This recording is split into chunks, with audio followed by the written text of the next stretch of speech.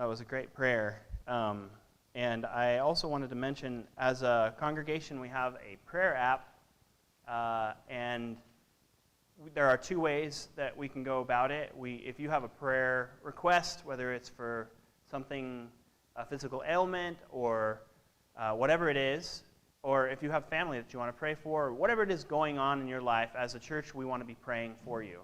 And I want you to know that as a staff, we pray weekly for the needs that we're aware of. So, and we also pray for people whether or not they have any needs that we're aware of, right? So we're praying for you. But also, not all of the needs that come our way, we don't automatically assume that they're public, because not everybody wants everybody to know what's going on. But if you want to make it public, we can either pray for you on as a congregation like we did today, or also in our app, we can put it as a public prayer request. And anybody who wants to download this app, it's free. It's called Echo. And you can get the True Hope Nampa feed, and you'll get all of the prayer requests that are updated for that week. And also how God is answering those prayers. And so it's kind of exciting to see what he's doing, and also it's a good way for us to continually have each other on our hearts and be praying for each other. So if that's something you're interested in, also if you have a prayer request and you don't want the app, but you want people to pray, let us know, and we'll put it on the app so that people are praying for you, okay? I'm going to invite you to turn in your Bibles to Mark, and we are now in chapter 3. And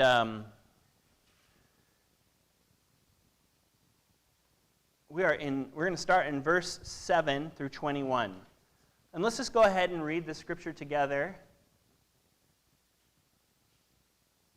It says in verse 7, Jesus withdrew with his disciples to the sea, and a great crowd followed from Galilee and Judea and Jerusalem and Idumea and from beyond the Jordan and from around Tyre and Sidon. When the great crowd heard all that he was doing, they came to him. And he told his disciples to have a boat ready for him because of the crowd, lest they crush him. For he had healed many, so that all who had diseases pressed around him to touch him. And whenever the unclean spirits saw him, they fell down before him and cried out, "You are the Son of God." And he strictly ordered them not to make him known. And he went up on the mountain and called to him those whom he desired, and they came to him.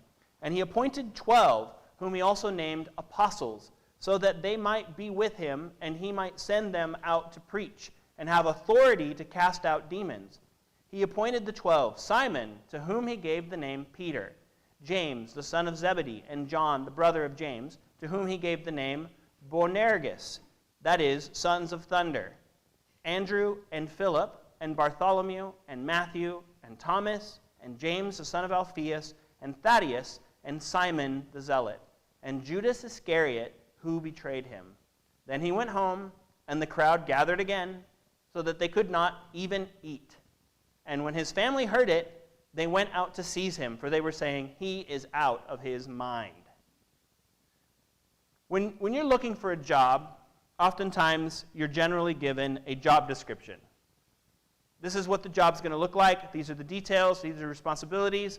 And also, this is kind of the culture of our company, right? So you need to, here are the things that we are. Here is what the job is. Are you a good fit? This is oftentimes what happens when you're looking for a job. And when they do that, they'll say like, okay, here are the specific core capacities that you have to have in order to do this job and to do it well. And here are the commitments that you have to have to our culture in order to fit within all of the people that are working within this job. And you can't possibly communicate everything as a company about the job, right? Because some of you, you got a job and you thought it was one thing, and then they added some stuff on your plate, and you're like, wait a minute, I didn't agree to this. And they're like, we're sorry, but we need to do it now, and you need to do it, right? Or maybe your job just changes because the job changes, right? They no longer need this specific role. They need you to do another role. And so they can't possibly communicate everything in a job description. But usually it's an accurate snapshot of the reality of the company. Well, here, I think in these two passages, we see a couple of things. First of all, the task of the kingdom is starting to become much bigger than what Jesus can do on his own. And so Jesus raises up 12 apostles to be a part of the kingdom, to now be leaders in the kingdom. And it's not just all on Jesus, because they're coming from everywhere. So that's one of the things he's doing. But he's also sort of between the lines, he's giving us a job description for the kingdom. So if you're a part of the kingdom, here are the 4 things that are a part of the kingdom's job description. So if you want this job, then listen up. Here we go. Number 1, you must have a tolerance for neediness and chaos. If you want to be a part of the kingdom, you have to have a tolerance for neediness and chaos. Notice this first passage is very chaotic feeling as you read it. Jesus is trying to withdraw from the people, and the people are following him. And where are these people coming from? They're coming from literally everywhere in the country. They're coming from Galilee, which is the place that he's located. He's on the Sea of Galilee right now. So that's like kind of the immediate area. But then they're coming from Judea, which is in the south, which has the most people, and Jerusalem specifically, so the capital, right? So all of the people from Jerusalem, from the city, are also coming out to the country, to Galilee, to find Jesus because they've heard about his healing. Also, Idumea, which is actually extreme south in Israel, so it would be the southernmost point of the country of Israel before you kind of turn the corner and get to Egypt. That's Idumea. And then also Tyre and Sidon, which are actually north of Galilee. So people are coming from everywhere. It's like Jesus is in McCall, Idaho, okay? He's on the lake. It's summertime, right? And he's healing and he's doing his ministry, and people from Boise have heard about it, from the valley, from Nampa, from Caldwell, and they start like going, like we got to get to Jesus. So they make the trek. And let's just imagine that, because Israel really isn't that big of a country, so this actually works geographically for us, for Idaho. Imagine that they didn't take cars, but they're walking to go see Jesus in McCall, okay? And then you have people from northern Idaho who are coming, and you have people who are coming from like Montana, and you have people who are coming from Oregon. Everybody, they're all converging on Jesus, who is in McCall. And they're all like pressing on him, and they want to touch him, because they think like, even if I just touch him, he'll heal me. And so they're clamoring over each other. It's like, it's like Black Friday, right? I mean, that's what's going on. And they all just want to, touch Jesus because then they're going to get healed. This is their assumption. And so it's this chaotic scene. And they're crowding him so much that Jesus says, hey, guys, get a boat because I can kind of see this going bad. I'm going to get trampled by this crowd. And so they get this boat prepared for him so that he can get out of the way of the trampling, but he can still be with the people. Interesting that he doesn't leave the scene. He doesn't flee. He doesn't flee the chaos. He doesn't flee the neediness. That's why he's come. So he's there still. But he also doesn't want to get trampled. And the people who are coming are very needy. They've come for healing. They've come to have evil spirits cast out of them. And can you imagine this? Like all of these people, this tumult, and he's in a boat, and then when he passes by people who are demon-possessed, they throw themselves on the ground, and they say, oh, you're the Son of God, and they scream out. It's just this scene of chaos and neediness. I mean, if you're like somebody who's critical of Jesus, if you're a Pharisee, a scribe of the Pharisees, right, where they're trying to catch him doing, and you're looking at this scene, you're like, oh my goodness. I mean, like his family later says, he's out of his mind. Look what he's doing. Look what he's doing. It's just all chaos, all neediness. There's no order here. And of course there's not, because these people are desperate. They're desperate to get healing. They're desperate to feel whole again. And they're coming to the only one that they know can actually do something about it. And it's creating this chaotic scene. And the apostles are there with him. They're in the crowd. They're trying to protect him. Nobody's leaving the scene. So what does this tell us? Well, I think that as people of the kingdom, we have to have a tolerance. This is a part of the job description. We have to have a tolerance for chaos and neediness. We have to be okay if when people come into our congregation or when we meet people and we're trying to introduce them to Jesus, that they're going to be needy. And you know what needy people do? When somebody starts to show them any kind of love or any kind of new thing for their life that might help them, they begin to cling on to us. Now, I'm all for proper boundaries, okay? Because I can tell you I've had some codependent relationships in my life, and they don't help the people, okay? They don't help people. Okay, so I'm for proper boundaries, but I'm also not for saying, well, needy people are tough to deal with, and so I just won't deal with them. I'll be distant from them. So the boundary is so big that it's no longer a boundary, it's a canyon. They can't even get access to help because I don't want to deal with needy people. And Jesus says, no, I'm with the needy people. Yeah, we need to control the situation here, and you're going to see his way of controlling it, but he's like, I'm staying here. I'm with them.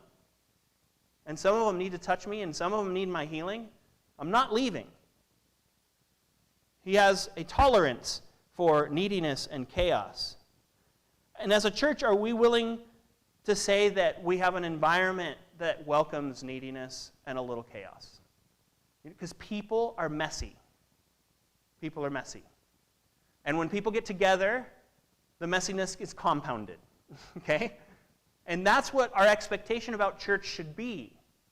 That because it's messy, or because something happened, or somebody said something, and now I'm offended, and now I won't talk to them for years. I'm like, no, that's the church, man. The church is a hospital. Got a lot of sick people. They're going to cough on you once in a while. And out of their pain, they might say something mean to you. But you just need to realize that's their pain talking, not them. You need to persevere with them like Jesus did. Yeah, maybe get yourself a boat, get a little distance, don't get trampled, but don't leave. Don't leave the church because it's hard or because some people are weird. You're weird, all right? I'm weird. We're all weird. And we've come to be weird together. And we've all come to get more normal. Because the more like we are like Jesus, the more human we are. But we got to be ready to be a place that can be messy and chaotic sometimes. We have to have a tolerance for that. That's the job description. The second job description is that a person who is a part of the kingdom can have imperfect execution, but when it's accompanied by sincere desire. So the second job description is imperfect execution is welcomed when accompanied by sincere desire. So it says that Jesus, seeing all of this chaos and being like, okay, it's time to raise up the leaders. This is the moment, because I'm not going to be able to handle all of this. Obviously, it's gotten a little out of hand, so it's time to put some order into this. I'm going to raise up leaders. That's how he puts order into his kingdom, is he raises up leaders, and he chooses whom he will. He chooses those who he calls to himself as his disciples to also be his sent ones. That's what apostle means. Okay? So he says, I'm going to raise up these sent ones, these apostles. Now, these ones, the apostles have already been with Jesus. When Jesus said, hey, I want you to follow me, Matthew said, okay, I'm leaving everything behind and I'm following you. So there was this sincere desire. I'm going to follow Jesus, whatever the cost. I'm with you. They're with him when all of the people come.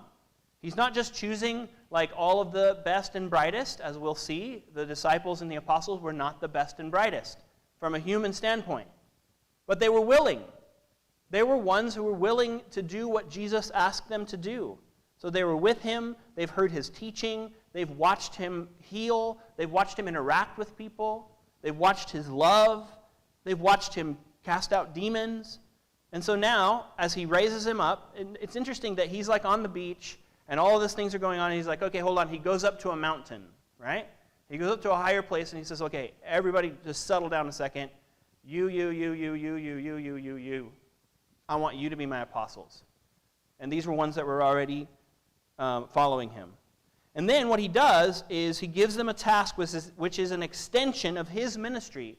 What is it that they're going to do? He says, I want you to go preach, which is to proclaim the gospel. I want you to go tell people about me, about the kingdom. I want you to teach them the things that I'm teaching you. Now you go and you teach other people. This is the task. And also, I'm going to give you my authority. You don't have it. It's not a part of who you are. You don't have authority, but I'm going to give you my authority so that you can go and cast out demons. These are the two tasks that he gives them. And he sends them with his authority. And so that way, instead of having people who have to come from all of these other places to come find Jesus, now Jesus is sending people to go to them so that they don't have to come to him. They're representatives of Jesus, and they are carrying his ministry to the ends of the country. This is the task that he's giving them. And here's the question. Did the disciples know how to do this task well? Probably not, right? They were brand new. And we actually noticed there are some other stories later on in the Gospels where they come back and they're like, Jesus, there was this one demon that we couldn't, I don't know what happened. We did all you told us to do. We did exactly the way you showed us to do it, and it didn't happen. And he says, well, it's all right. Like, these are the things that actually come out with prayer and fasting. So these are the bigger tasks. And so he sent them out into tasks that they could not completely do perfectly. He sent them out to do imperfectly his kingdom. Jesus was not a control freak. Jesus sent out his imperfect apostles and disciples to go do his work for him imperfectly. And he's okay with it. Because what he wants from them isn't perfection. What he wants for them isn't that they're ready or that they feel ready. What he wants from them is willingness. Willingness to do the kingdom work. That's it. Sincere desire. I want to do it. I want to do it your way. I want to do it for you. I want to help them.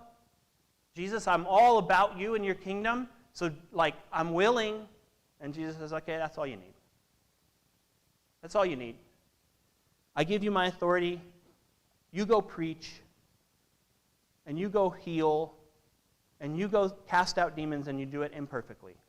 And I'm okay with that. So what's that telling us about our role in the kingdom? Well, I think first of all is maybe you have a desire to serve, but you don't feel like you will do a good job, and so you're not serving. You thought, well, I'm pretty sure somebody better than me is out there to do that job, so I'm not going to do it. You know what? Jesus is calling you. If you feel an inkling from God about serving somebody or serving in the church, do you know that's a real thing? That's him calling you? That's the voice of the Holy Spirit saying, I want you to serve? And so then you're going to have another voice that says, yeah, but you can't. Because you're not good enough. You're not spiritual enough. You haven't been walking with the Lord enough. You've made too many mistakes in the past. You've made mistakes when you've done ministry in the past. So you shouldn't even go there again. And Jesus says, hey, I'm not looking for perfection. I'm looking for willingness. If you're willing, I can use you in the kingdom. So are you willing? You don't have to be perfect. You won't do a perfect job. No one does. That's the point about being a part of the kingdom of grace. Isn't that nice? We're the kingdom of grace. We're not the kingdom of works. And so then we can actually grow. Many of you know that my wife she started her residency at what used to be called the Family Medical Residency of Idaho, and now they're called Full Circle Health. And she loves it. She's having a really great time, and that's why she's not here this morning, because she's on call. So you might see her a little less in the next few years, but every time she can, she'll be here. But one of the things she loves about the environment is she said, I feel at peace there. And the reason why she feels at peace is because it's an environment where they welcome you to make mistakes, and they welcome you to ask questions, show gaps in knowledge. If you don't know something, ask. Nobody's going to shame you for not knowing. Now, there are other medical residencies which are very competitive environments where it's always about being the best, knowing the most. And if you don't know, you hide it. Is that good for the patient? Let's reason together here. If you don't know something, you're just going to go for it anyway without asking because you're afraid of your pride being wounded? But in this one, she can go to her boss and she can say, listen, I don't know what I'm doing here. Can you help me? Oh, yeah, absolutely. What is it that you don't know? She can express gaps of knowledge. She can express sometimes apprehensions that she has. Because it's an environment where they encourage that. It's a culture. Well, we live in a kingdom that is that. The kingdom of grace. If you mess up, that's okay. It's okay. You can learn from that.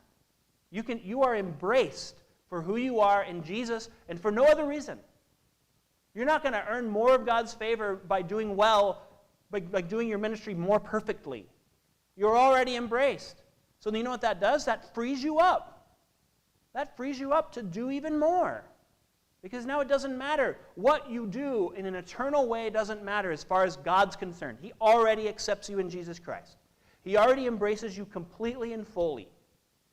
So now you're freed up to do all of the good works you possibly can. And you might mess up sometimes, that's fine. If God sees you messing up trying to do ministry, He's going to be like, good job. Let's learn from it. Like, let's not keep messing up. We can all get better. We can all become more and more like Jesus. We can all serve more and more like Jesus. But it's okay. Go out and do it. Risk it. Sometimes when we would go to my grandpa and my grandma, and we would say, oh, we're bored, give us something to do. Boredom is the bane of any child's existence. They just can't stand it. And after a while, my grandpa would say, just do something, even if it's wrong,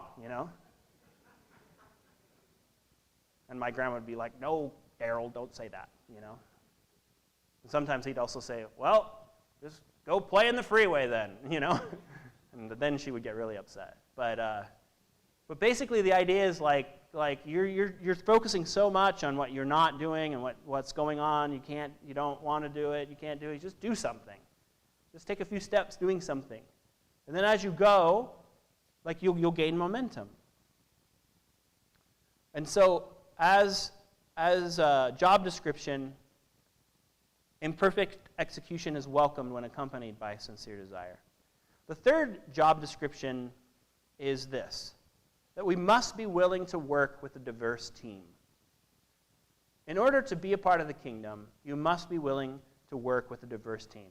So Jesus gets up on the mountain, he starts calling his apostles. And I love how Mark gives us this list. He lists them all off, and then with certain ones of them, he makes little comments, little asides. He doesn't just say the name. He says, oh, but there's also this other element that you need to know about this person, right? So the first one is Simon, and it says that Jesus nicknamed him Peter.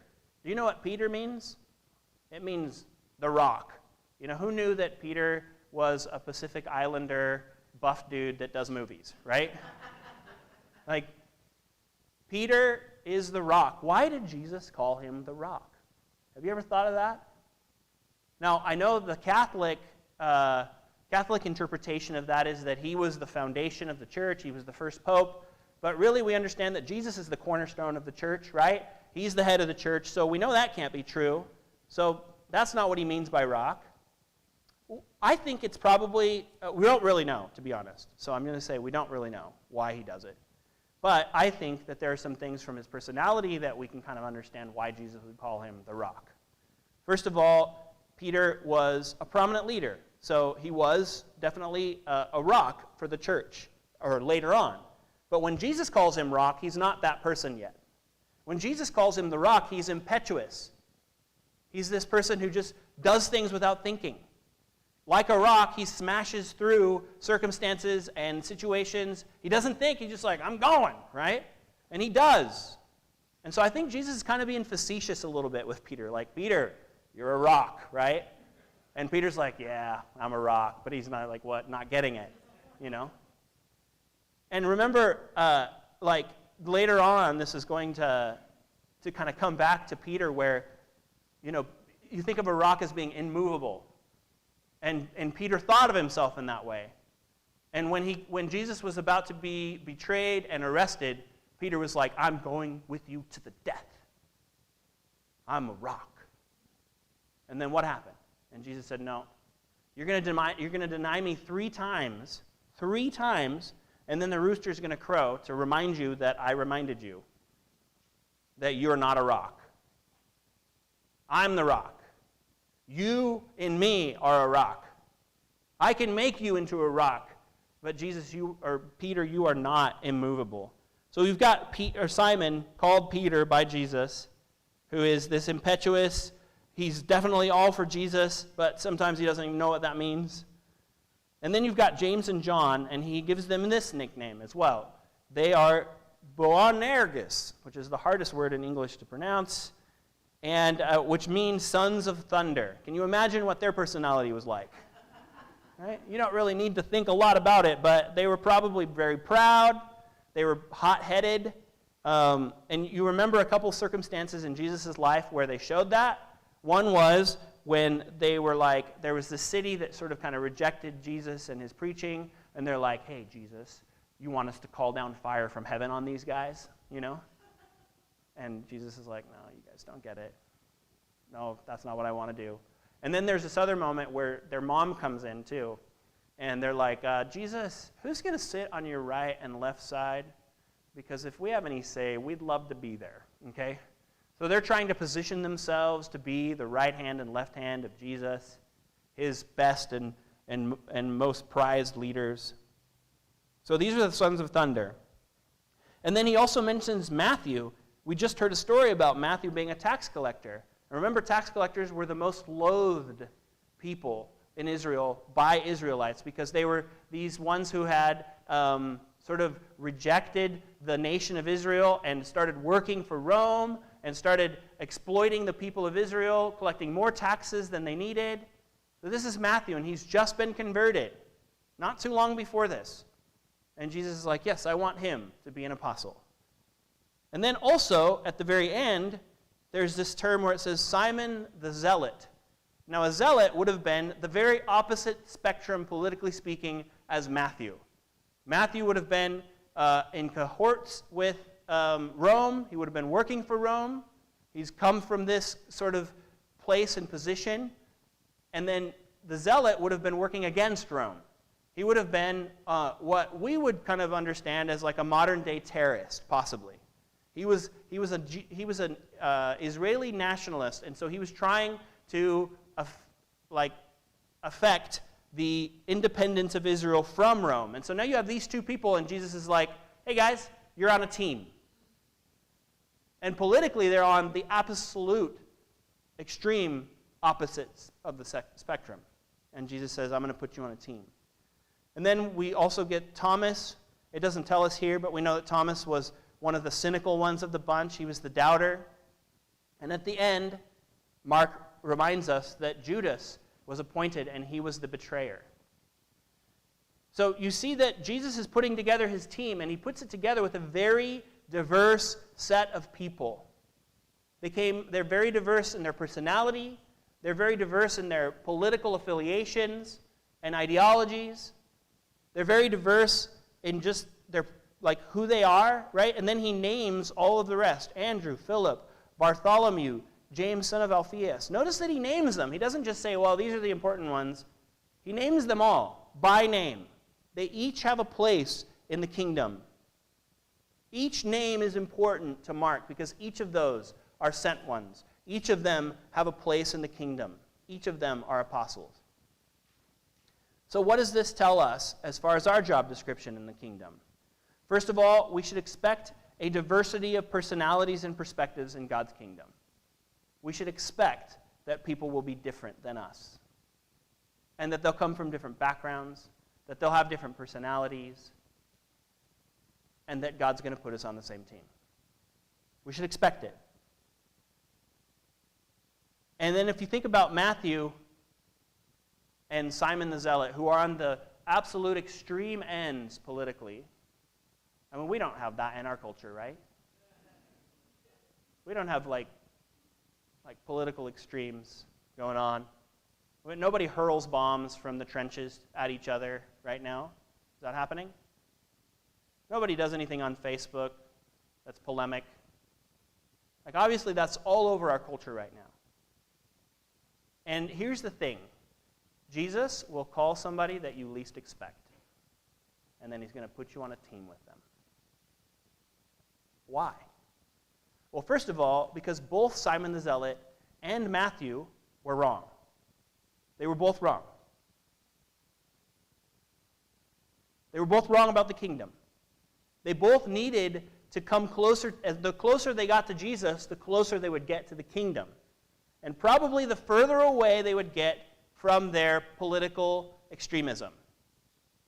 So what I don't want to say is that there aren't any political ideologies that are not for God. Okay, so I think that there are political things to fight for that are also a part of the kingdom agenda. Okay, so I'm not saying that there's no good conversation around political issues. What I am saying is, generally speaking, we're all a little bit wrong in our politics. And the closer we get to Jesus, the more Jesus will correct our politics. And you know what? The closer we get to Jesus, what happens? The closer we get to one another. And then Jesus also tells us, yeah, tell me about loving people who are different than me. That's what Jesus did with everybody.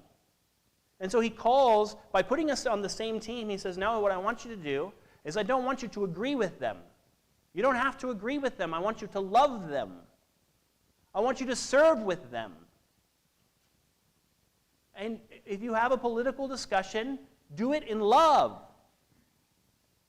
And don't blacklist somebody because of their politics. I'm putting you on the same team. You got to work together. And you got to be about the kingdom together. And one of the beautiful things about our church is that I know that we have people who are all over the political spectrum, and every single Sunday we come and we worship with one voice. Because we worship He who is above all politics, the God of the universe. That's a beautiful picture of God's love. While everybody else is screaming at one another and signing them off, writing them off, like I could never have a relationship with that person, here the grace and love of Jesus is being lived. Because no matter what angle we come at Jesus, what political angle we come, we're together in the kingdom. And we're looking to Jesus as the author and the finisher of our faith together. Lastly, the last job description that we're given in this passage is that those who are in the kingdom should possess a sense of adventure. Those who are part of the kingdom should possess a sense of adventure. Notice that Jesus appoints his apostles. He gets everything set up. He's like, okay, we got this now, boys. Let's go eat, right? Like, I'm hungry. I'm famished after all of this. So they go try to eat, and the crowd just follows them. The needs are always there. They never have like this, time of repose. And so they try to get away. Everybody follows them, and they're like, all right, let's get to work, guys. Let's do it. We can't eat, so let's go ahead and minister, because they're here. So they start working. And then also you see the needy people are still there. The chaotic circumstances are still around, even though things have kind of been brought into order in some ways. But then what are they doing? What are they doing? They, like Jesus, are confronting the forces of darkness. Do you feel like that's like a mundane thing? Do you realize that in our lives and in our society, in our world, as Christians, we don't just face the mundane of life. We face the spirits of darkness every single day in our own hearts, in our families, in our church. We have to fight the good fight, and we do so as sent ones of Jesus Christ. And we're not just sent to try to have a nice little life. We're sent to make war with the spirits of darkness and with their leader, Satan. But you know what? We go with Jesus' authority. He's given us his authority, which we're like, I think sometimes we don't even know what to do with it. Now, I'm not one that says that like we can call, we can decree, and we can do these things. I don't believe in that. Okay? But I do believe that I'm sent with Jesus' authority to wage war with the spirits of darkness. Now, I don't know how to cast out a demon. I don't know if you do. Okay? I don't know how to do that. But I don't have to know how to do that.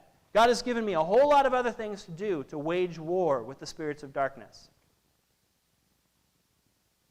And he sends us with his authority to do so. That's adventurous.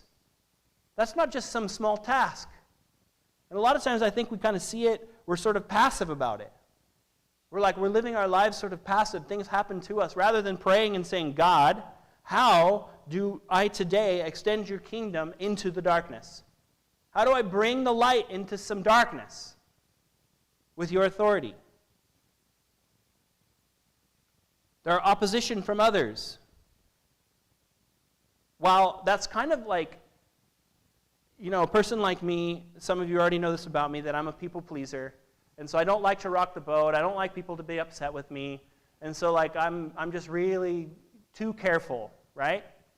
And so offending people makes brings a lot of internal noise for me. I don't want to offend people. Okay? But when I think about the fact that if I take the truth into darkness and lies, and people are offended by it, isn't that a good thing? Ultimately, right? I need to see it as a good thing rather than oh no, they're upset with me. I mean, they're upset with God. They're upset with His Word. And I happen to be the messenger, so I might get a little bit of that. But that's kind of an adventure. It's okay, God, show me how I do this in love. Show me how I do this showing that you are good, and I'm not just trying to be right. But as I live and as I speak, and as that becomes prophetic in somebody's life, and it might trip a couple switches, and they might get upset with me, then in the very best sense, that could be a good thing. The kingdom of God is starting to make an advance. It's starting to create a beachhead in a place that it wasn't before. And of course, people are defending themselves from the truth. They want to stay in the darkness. So there's an adventure there. An adventure of offending people, right? That does not sound like an adventure to me, but I need to see that God might use me in those ways. We might experience opposition from others, but we are all sent out to take the kingdom to other places. And that might even just be in a conversation with somebody, one simple phrase about the gospel. That's you taking the kingdom to that one person's heart. Now, we don't think of it that way, but that is the kingdom going through you as a sent one to somebody else. It also might mean you showing an act of kindness or love for somebody that doesn't deserve it. That is you taking the kingdom to that situation. So then all of your life becomes an adventure where God calls you to be a sent one. Into every aspect of your life. And, the reaction of Jesus' family to this adventure and the reaction of others that are watching us try to live the kingdom out is that He's doing everything so unexpected. This is not how I thought you would be like. They're looking at Him and they're like, well, your safety. Look at your safety. Why don't you think about your safety or your kids' safety? And honestly, I think about that sometimes. I think that as a pastor, will my kids receive flack for me? Right? Possibly. Will they get flack for the kinds of things that I stand up for the Lord eventually? And the answer is probably yes. They probably will. And you know what? That's okay. Because they need to learn how to live the adventure of the kingdom. They need to learn how to live under the suffering that comes from living for the kingdom as well. Now, I don't want that for them. I'm not planning on it for them. But it's a possibility. And here you see his family saying, well, he could be trampled. He's doing something very unsafe. We need to get him out of this situation. We need to remove him from this opposition and these problems and the chaos that's going on in the ministry, right? The chaos in being sent. We need to remove him from that. And they're like, and he's not even eating. That must have just bothered his mother's heart. He's not even having a square meal. This is wrong. This is not good. He's receiving flack from his family.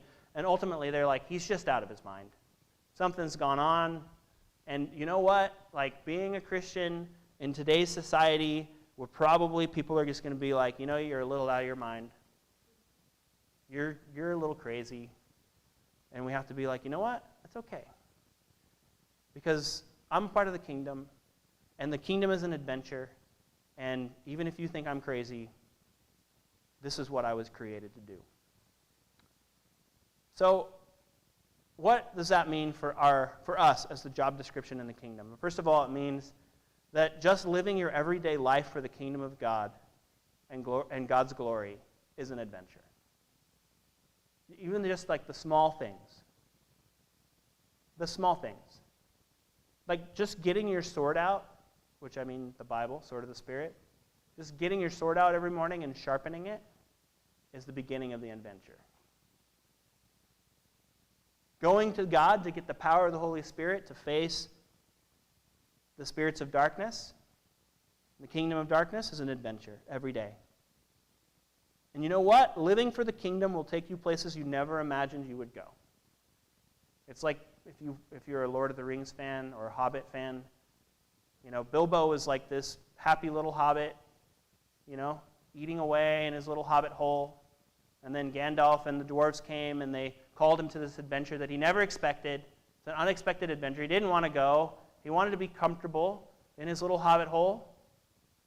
And then he was called, and it took him to places he never expected. You know, God's kingdom will take you to places that you never expected. And living for the kingdom will change you in ways that you never thought you could change. As you live for the kingdom, remember we talked about like, well, I'm not perfect. I'm not going to do it perfect. But if I step forward, all of a sudden just the very stepping forward changes me. Putting myself out, stepping out in faith will begin to change me. It will begin to grow me. And through me, grow the kingdom. That's an adventure.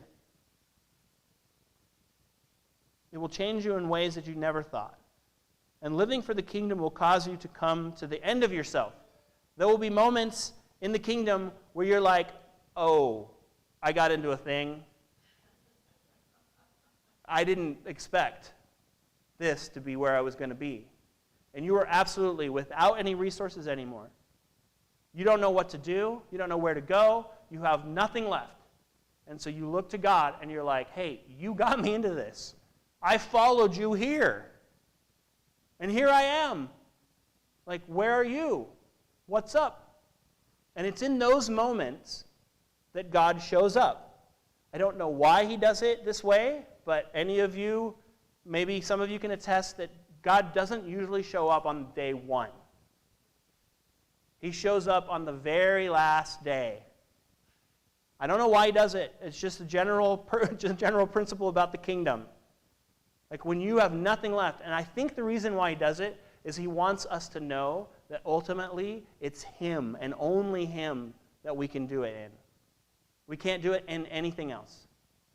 Like he's the one that's doing it. Because otherwise we could be like, you know, look at me. Look how I wield the sword. Look how adventurous I am. And God's like, no, ultimately it's me. I'm the one that sustains you.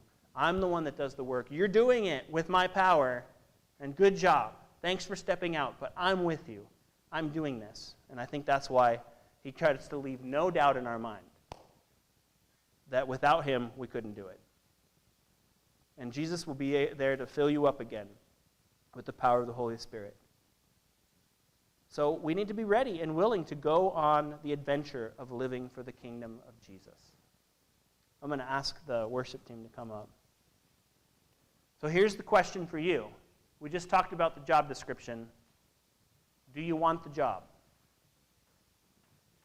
Would you like the job? Actually, I have some surprising news for you. If you are a believer in Jesus Christ, you already got the job. You are a part of the kingdom. You are sent by Jesus to do kingdom work in some way in this world and in our church. You got the job. And he has given his commission to go and make disciples of all nations and to extend his kingdom to all who have believed in him and call him Lord. So if you believe in him and call him Lord, this is your job description. This is it. So let's develop a tolerance for chaos and neediness. Let's cultivate a sincere desire to serve. Let's renew our commitment to love and serve alongside a very diverse team of people. And let's get ready for the adventure of our lives. Because Jesus is worth it. And Jesus calls us to be sent ones.